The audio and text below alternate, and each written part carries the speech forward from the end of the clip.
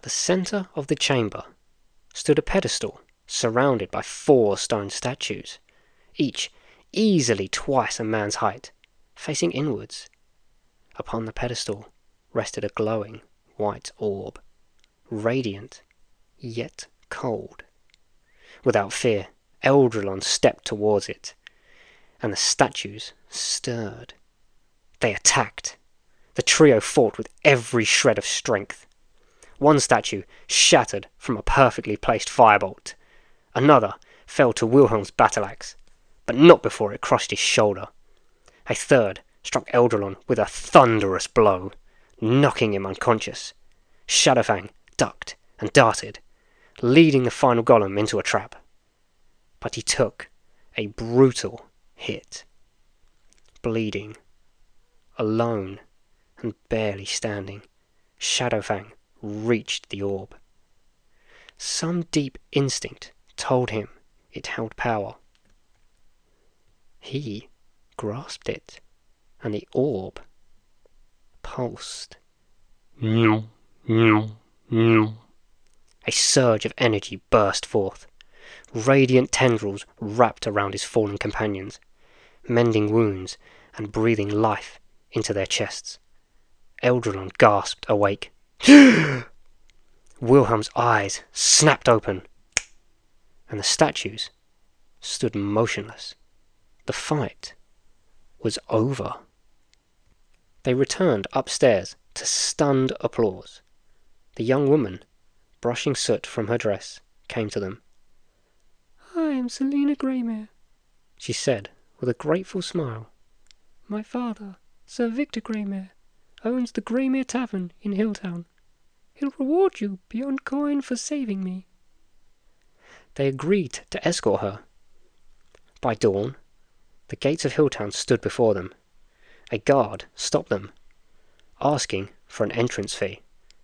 Refundable upon departure, he claimed. Eldrelon nearly lost his temper, but Selina handed over the coin with a knowing look.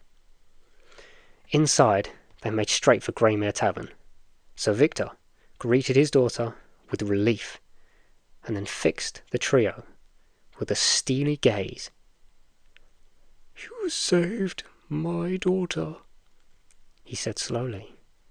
"For that, you've earned food, drink, and gold."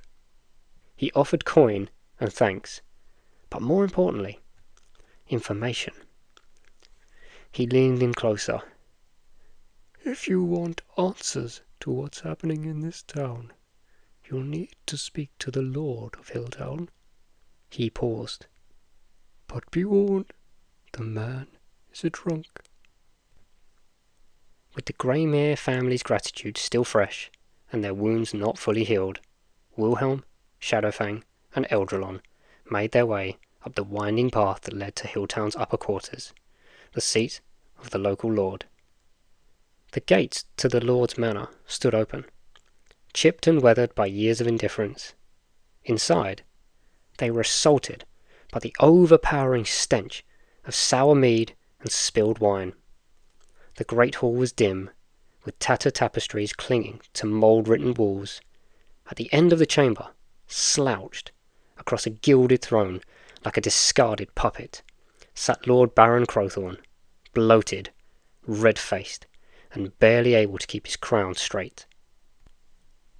As introductions were made, Eldrelon, ever proud and sharp-tongued, muttered something under his breath. "Drunken fool." Unfortunately, not quite enough. The Lord's bloodshot eyes locked on the wizard. In a drunken roar, he demanded Eldrelon be thrown into the dungeons for his insolence. "How dare you talk to me that way in my house?"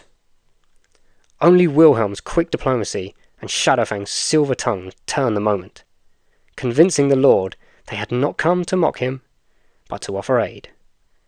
Reluctantly, Crowthorne waved a lazy hand, signalling his court wizard, a gaunt, pale figure named Thaddeus, to explain. Lady Penelope Windmire, Thaddeus explained, had lost her husband 5 years prior. She disappeared shortly after, only to return a year ago. Since then, strange disappearances, inhuman cries at night, and sightings of twisted figures had begun, always near Windmire Manor. The townspeople whispered of black magic. Despite attempts to negotiate better compensation, Eldrelon's earlier outburst had soured the mood. With no progression on the terms, the trio left empty-handed, save for the mandate to uncover the truth.